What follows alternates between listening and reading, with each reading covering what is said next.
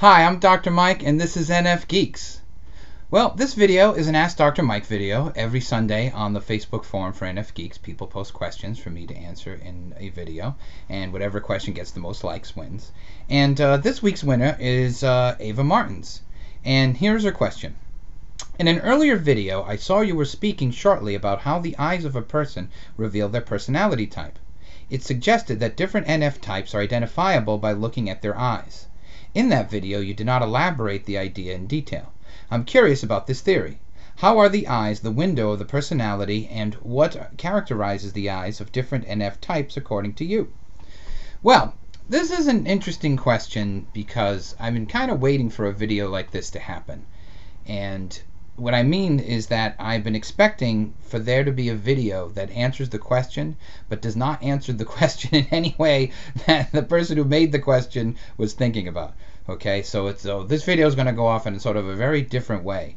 And the reason for that is that I want to express how the question hit me and what came out of my mind because of the question. So, and I consider that to be an answer because it is sort of coming out of me as a result of the question. But it doesn't actually, or at least at first, connect directly to what what Ava's asking. Okay, hopefully I'll get there by the end of this, but I'll not promise anything. Okay, but I don't script these. Remember, who knows where we're going to end up. Okay, so what am I talking about? Well, what this triggered in me is the issue of different typological theories and different typological methods that use the eyes to determine someone's type. And what I mean by that is sort of type reading, where people read people's faces and eye movements and all sorts of different things in the face and then determine type based on that, which isn't exactly what I'm talking about. Okay, I'm talking about something very different than that procedure and that process. And why this struck me and why this hit me is because I didn't want this video, and maybe past videos, because this is what I thought about, I don't want any of my videos to be connected with those ideas, with that type of typology, that type of method, or the theory that's behind that, or both. I really didn't want anything that I do connected with that. Okay, and it made me think, reading this question, that, oh my God, did I say it in such a way that people connect these two things together? Or are people just interpreting it that way regardless of whatever way that I said it? That's the first thing that hit me, and I felt that I need to say something about it because that's important. So it's the answer so far that I'm going to give isn't so much what I was talking about, but what I'm not talking about. I'm answering in the negative kind of here, but but it's important because this is what hit me. So my problem, so you might say, well, what's your problem with these different types of I think that's what they're called, readings. What's your problem with them? And my problem is very simple. I think they're wrong. I think they give the wrong answer. I think half the time they give the wrong answer, like 50-50, maybe it's right. This was my issue with Podlayer, if any of you have been following us about a year ago, with their videos and their typing, as I found that it was on and off, okay? And various offshoots of that, or parallel ones that I've encountered since then, I feel the same way. It seems 50-50, okay? And I think I'm being nice with that, to be honest, okay? And for example, one of the issues I have with it is that many of these theories, and Podlayer did this too, type me as more or less an INFJ, whatever an INFJ would be in their system. And that really seems ludicrous to me, okay? I don't know how it feels anybody else who watches NFGeeks or whatever, but it feels ludicrous because I think, I don't know, that I pretty much exemplify an ENFP pretty strongly. Okay, and there's nothing in the type descriptions that isn't me, and I always score very strong on any of the MBTIs that I've taken. I've taken 5, okay, And when I hear this, I can't respect it's. I think that I'm so obviously an ENFP. I can't respect the theory or the typing or whoever believes in this or any of that. You know what I mean? It completely shuts me down right away. Another version of this, and again, this is pod there, not to harp on them. I'm sure others. I don't. This isn't specifically about them. They're just one version of this. They had typed Noah basically in INFJ too, and that's even crazier. Okay, that's even crazy. At least I'm an NF and somehow. And again, they don't call it directly that, there's their own version of it. But I have a real problem with this technique, and I have a real problem with it being used because I feel it leads to the wrong answer a lot. Okay, far more than I would ever, want to use it. Okay, it bothers me because, and this is why it bothers me, is that I view that, and many other theories too, even ones that are more accepted, like maybe socionics and sometimes the Enneagram, just a little for those, but still I'm shaky on them, is that I see a lot of this as quackery. Okay, that this is sort of like a snake oil salesman, or just astrology. This is why people think it's astrology, because it's almost random. But I use the word quackery, meaning bad medicine. Going to a doctor and expecting to receive a good treatment and receiving something that's useless, that gives you nothing. Okay, and that's how I feel about these things, and not just that, other theories too, but certainly this thing that's related to the eyes, I view it as quackery. Okay, and the reason why that bothers me is because I want personality type to be respected, or at least used properly, in a way that's professional, that people can count on. And with all this quackery around, it's no wonder psychology doesn't take us seriously, or anyone else in the world takes us seriously, because there's a whole bunch of theories and ways of typing and people doing it that are completely wrong, completely unprofessional, in spite of any kind of declaration to that, and that makes it all seem ridiculous. Okay, and this thing with the eyes is part of that. Okay, and one of the reasons that is because, and I think I've mentioned this before, is that personality type is existing on this hobbyist level and not on this professional inquiry level. I know we kind of act like it is, and even I act like it is, by talking about being Dr. Mike and trying to give NFGeeks some credentials here, but really, as a totality of it, it's existing on this hobbyist level, really, especially on the internet. And that's bad, because when something exists on the hobbyist level, you don't really arrive at truths. You just go round and round and round and round, and what happens is two things. One, a discourse develops, which means a way of talking in order to be accepted in the community that's using the discourse in terms of power or whatever, and then you have sort of this little power hierarchy of who knows what based on how they're using the discourse, not how wherever truth is. And a good example of this is fandom. Any kind of fandom exists like this. Okay, whatever the fandom is, pick your fandom. I'm going to pick the old school, okay, and Star Trek, because I grew up with Star Trek way back in the day. When I was into Star Trek before it was cool. It really was. It was in the 70s where, you got beat up for Star Trek. I got punched once because of Star Trek. But Star Trek fandom is sort of the archetype for all fandoms, whatever the fandom is, okay? I actually went to a Trek convention when I was in my early 20s. This was great, when the Next Generation was at its height, before Trek became lame, right before it became lame. So it was really great. But let me tell you about fandom, at least in the Trek, and this is true about all fandom, is that you have these arguments about things going on in the fandom, and it really is just a way of talking that accepts you in the group and shows that you're part of the group because you're knowledgeable. Sir Francis Bacon would call these idols of the marketplace. The truth used as an exchange, or within an exchange, atmosphere. And so people argue about things, but they argue to argue and just to kind of be, it's like trolling, just to be the best in the arguing. There's no real thing going on, with it, no real actual dialectic going to truth. And so you argue things like, how far Garlundan core is from the neutral zone boundary, and what would happen if the Duras took over the council and, became chancellor or whatever. You argue about things like, which is the favorite captain, that kind of things. And anybody who says Archer is going to be banned from NFGeeks. Archer, don't even. Okay. That's just a joke. But, okay, where does those conversation arrive at? Nothing. There's no truth, because it's all on this hobbyist level, and really, you talk about these things because you're just supposed to know these things in order to have a conversation with others, and, you're talking to show that you're fandom. That's what you're really exchanging. I'm a fan, you're a fan, and we're having this dialogue using this language of Trek speak, okay, and then maybe there's some cockfighting going on. But there's no arriving at truth, because how can you arrive at truth? It's freaking Star Trek.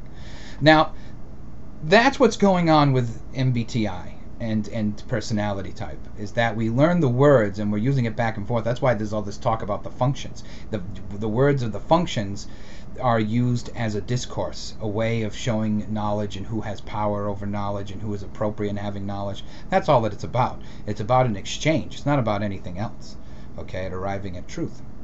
And all of that, now bringing it back, all of that allows for quackery and bad typology and typing methods that I think are wrong and bad and hurtful and lead people in the wrong direction.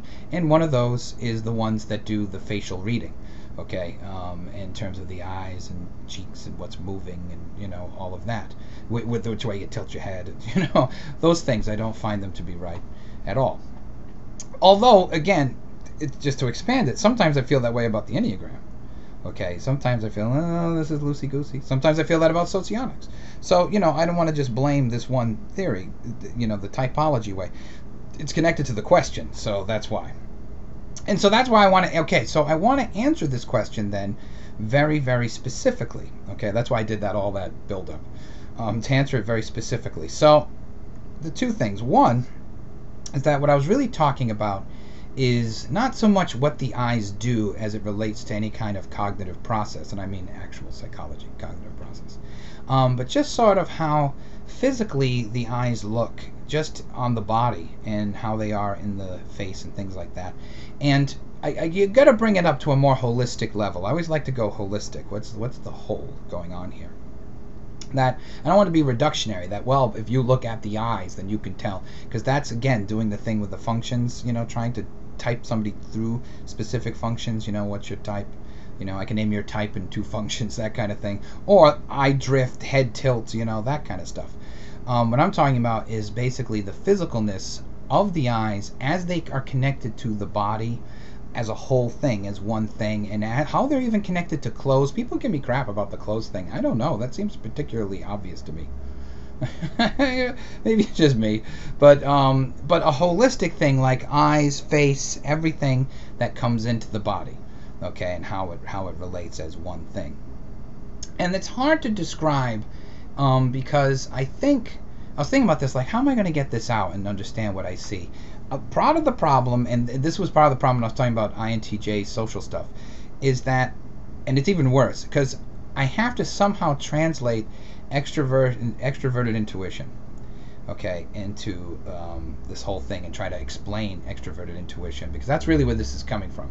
My thing is coming totally from extroverted intuition, and that's how I'm coming to terms with all this. And so that makes me think, geez, that only limits like 4 times to like kind of getting this or understanding the language, whatever. Hopefully that's not the case. I can go beyond that. The reason why I say that is that sometimes I just find myself saying, they just look like a INTJ, or they don't, why do you think they're an ESTJ? Well, they just look like it, and it's sort of, and the reason why that's hard is that I'm looking at the whole. I'm looking at the whole person. I'm not just looking at the eyes. I'm looking at the eyes, but I'm looking at everything all at once and all together, And so people ask me, well, how do you know? And a lot of times I give this goofball answer like, well, I can just sort of see it, which is true. I can see it all at once, but it's hard to like narrow down exactly which thing or whatever. Okay. And then of course there's the whole metaphor thing and whatever, that gets into that. All right, but I'm going to do my best, at least with the NFs. I'll try to do this. Okay. The real thing I noticed about INFJs is that a lot of them have what I call sad eyes. Okay. It's not that they are sad, and it's not that they look sad or talk sad or anything like that. They don't, usually they talk very tranquil, depending on what type of INFJ it is, but they're certainly not sad, but that somehow their eyes look sad. They kind of look, their eyes are sort of turned down like this, they kind of just sad. They just look, like sad eyes. And often that's one of the things I look for when it's not, and here's the thing, it's not like every INFJ. That's why you got to sort of nuance it. But a lot of times I'll look them in the face, or I'll see somebody's face and I'll be like, oh wow, INFJ, look at those eyes. And 9 times out of 10 it is an INFJ. Might even be more than that, to be honest. But still, INFJ. A funny thing is, Noah and I play Mass Effect, if you know what that video game is. It's an RPG. You create your own character, and I put the sad eyes on my character. We'd play as femship, both of us. That's a whole episode, I guess. But I put I put these sad eyes on her that kind of look, like that, and so Noah always comes in, and we say, Noah, what do you think of her? And he says 2 things. He says, oh my God, Dad, she's so NF and emo. How could you have done that? And then he says right away, he'll say like, wow, she does look like an INFJ though. So like even he can see it. It's funny that he says that. But what I'm talking about in the to answer the question, what I'm talking about is the physical sort of shape of the eyes on the face. Just sort of the face. Nothing in terms of what's going on and twitching and heads and nothing. Just sort of the just the physicalness of it. And there's sort of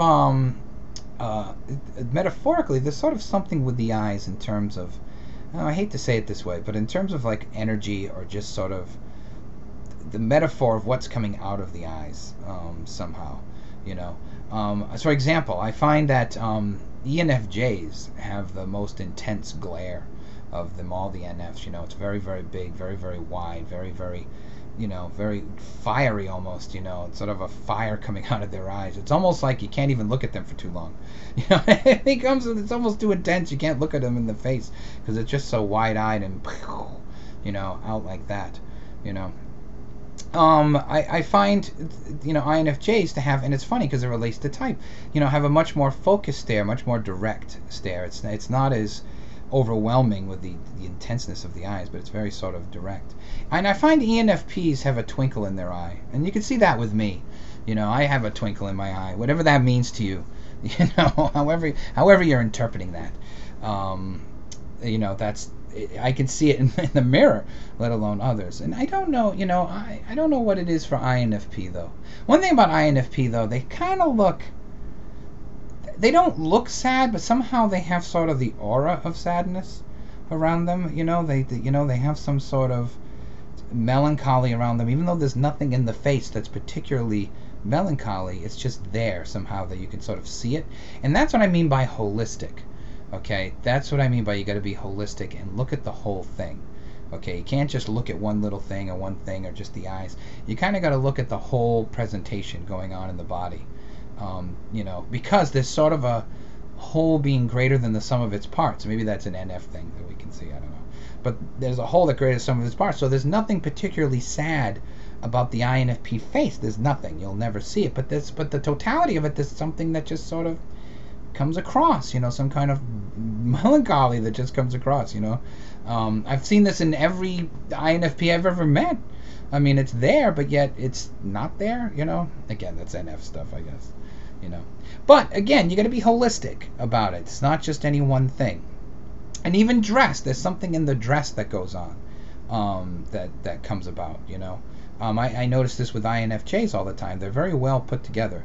Everything matches well. It's very, very sort of simple colors, but matches. It's expressive, but not being sort of over the top, in any way. But it's still very sort of distinct, okay? But it's not like flashy, at the same time. And I've said this, and I kind of mean it as a joke, but I kind of mean it not as a joke. Nobody rocks a scarf like an INFJ. It's true, boy. Nobody. Wow, they really hit it. ENFPs like myself are flamboyant and a little more, loose. I mean, a little more stylish. Not always totally together. Sometimes a little, disheveled, but always sort of stylish and not like, very sort of like costume-like. Even I, it's very costume-like. And ENFPs love to have their shirts open. I notice this all the time. They really do, including the women. Do this. Nothing says ENFP like cleavage. Really, and that's not a criticism. I'd do it. I kind of do it anyway, so you have to be holistic about all these things, in terms of everything, and what I mean by this, to answer the question, is physical shape, and how physical shape connects to a much more holistic self. And specifically, like for INFJ, it's like it's eyes. It's just sad eyes. They just have this sad thing going about. But the whole could be greater than the sum of its parts. INFP kind of has this melancholy, in spite of the fact that none of that can be seen in any one part of their face, you know.